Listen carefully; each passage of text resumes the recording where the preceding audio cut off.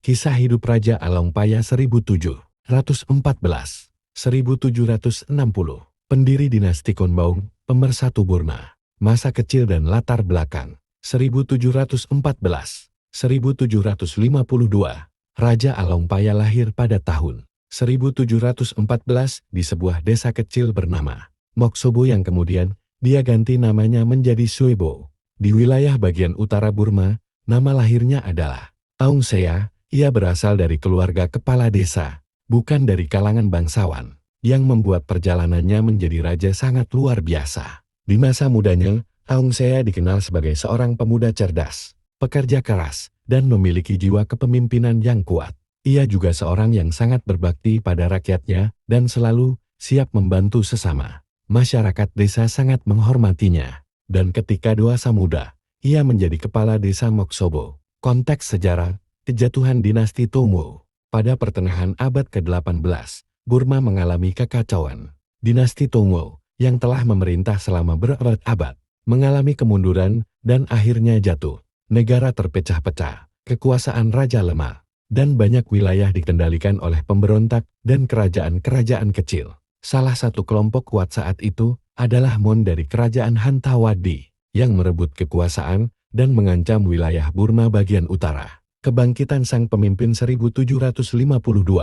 Pada tahun 1752, ketika orang Mon dari selatan berhasil merebut ibu kota, Ava dan mengakhiri dinasti Toungwo, Taung Sea menganggap bahwa bangsa Burma berada dalam ancaman serius. Ia kemudian menyatakan dirinya sebagai raja, mengambil gelar Alongpaya yang berarti, yang akan menjadi Buddha atau yang mulia yang akan terbit. Dengan hanya sekitar 46 desa pendukung di awal perjuangannya, Alongpaya memulai kampanye militer besar-besaran untuk mempersatukan kembali Burma. Ia mengorganisasi rakyat biasa menjadi pasukan gerilya yang disiplin, memanfaatkan strategi militer cerdas, dan membangkitkan semangat nasionalisme, penyatuan Burma, dan pendirian dinasti Konbaung antara tahun 1752 dan 1760.